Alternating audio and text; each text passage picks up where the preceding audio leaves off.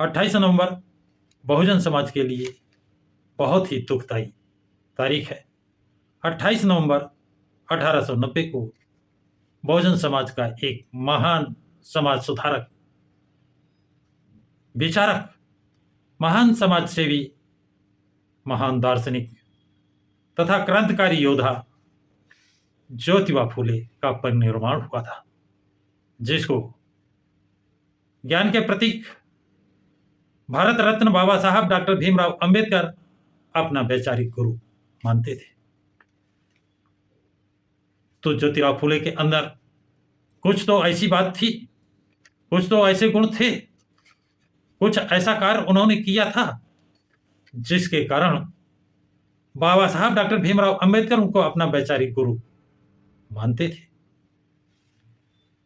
तो उन विषयों पर थोड़ी चर्चा करते हैं कि ज्योतिराव फूले की दोस्ती एक ब्राह्मण लड़के से थी, और जब उसका विवाह था, शादी थी, उसमें उसने अपने दोस्त ज्योतिराव फूले को इनवाइट किया था, आमंत्रित किया था, और ये उसकी शादी में शामिल होने के लिए गए थे। साथ में बारात के चल रहे थे। जब ब्राह्मणों ने देखा कि साथ एक शूद्र लड़का कैसे, उन्होंने इस पर ऐतराज किया। तो जिसकी बारात जा रही थी उसने कहा, इसको मैंने इनवाइट किया है, मेरा दोस्त है। तो उन ब्राह्मणों ने अपमानित करते हुए कहा कि यदि ये लड़का शूद्र लड़का शादी में जाएगा तो हम लोग नहीं जाएंगे। अब उस ब्राह्मण लड़के के सामने एक संकट खड़ा हुआ और उसे ज्योतिराव फूले को वापस करना पड़ा। इसको ज्योतिराव फूले ने अपना अपमान समझा और इसके लिए वो सोच विचार करते रहे। उन्हें रात भर नींद नहीं आई और सोचते सोचते वो एक निष्कर्ष निकालते हैं, उस निष्कर्ष पर पहुंचते हैं और इसका मतलब वो कहते हैं इस सब का कारण अविद्या है।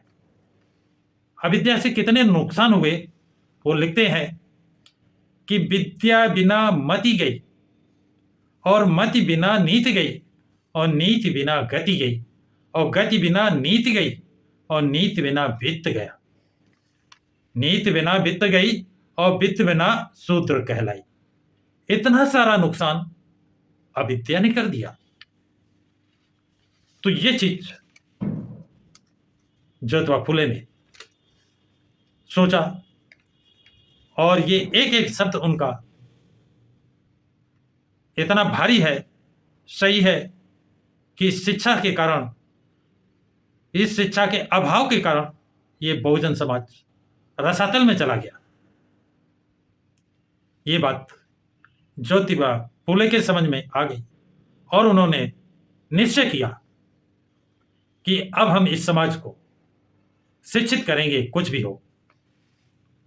इसी बीच एक दिन वो अपने दोस्त के साथ शहर भ्रमण के लिए गए थे, घूमने गए थे, और चर्च के पास से जब निकले तो देखा वहां एक लेडीज अध्यापिका पढ़ा रही है, शिक्षा दे रही है।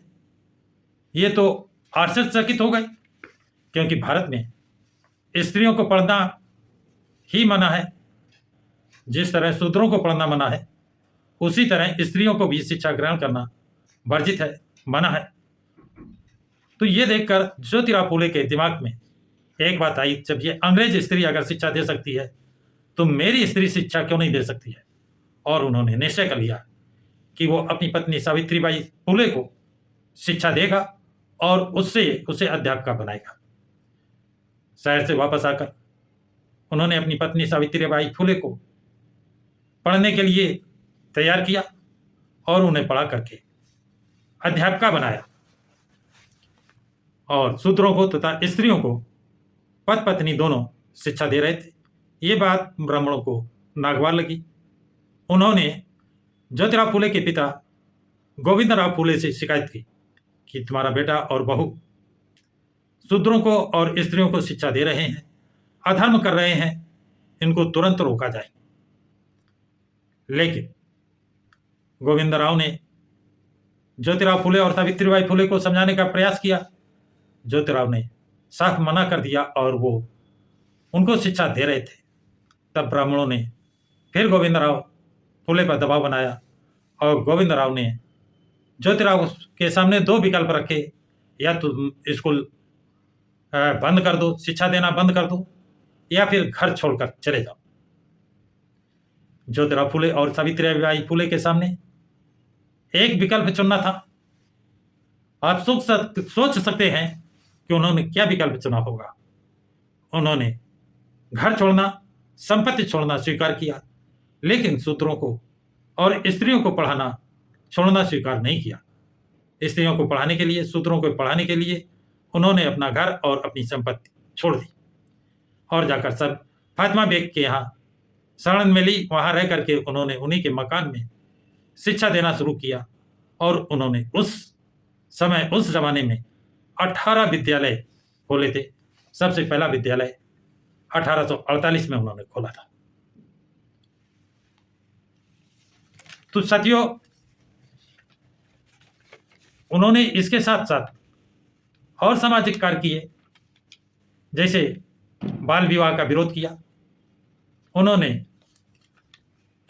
विधवा विवाह का समर्थन किया।